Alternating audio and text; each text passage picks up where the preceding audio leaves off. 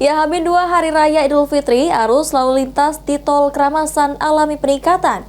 Dari data pihak pengelola jalan tol, ada 11.000 kendaraan pribadi dan angkutan melintas. Dan berikut reportase dari tim Liputan PAL TV dari Tol Kramasan untuk Anda.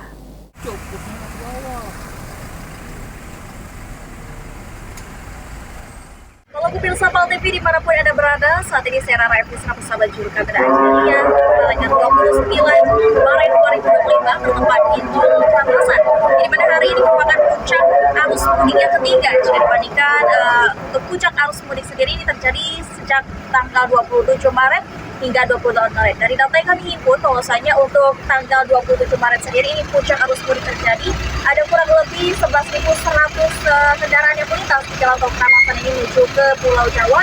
Dan untuk pada tanggal 28 ataupun puncak arus mudik sendiri diperkirakan ada 11.750 kendaraan yang melintas dengan dominasi plat DG ataupun plat bernomor Pulau Jawa. Dan ada bisa lihat situasi yang ada di gerbang tol Kramasan cukuplah kondusif mengingat tidak ada penumpukan kendaraan yang signifikan.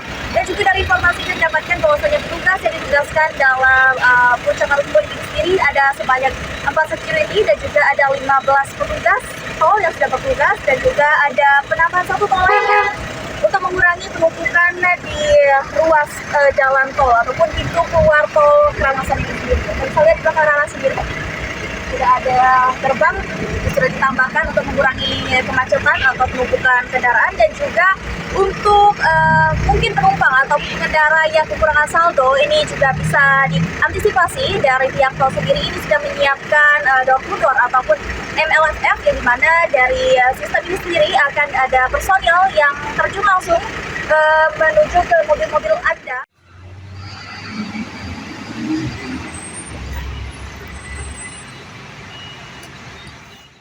Nah, pemirsa PAL TV, itulah tadi liputan kita di gerbang tol Kramasan, di mana dapat disimpulkan bahwasanya untuk puncak arus mudik sendiri terjadi pada tanggal 28 Maret 2025 sama seperti tahun sebelumnya.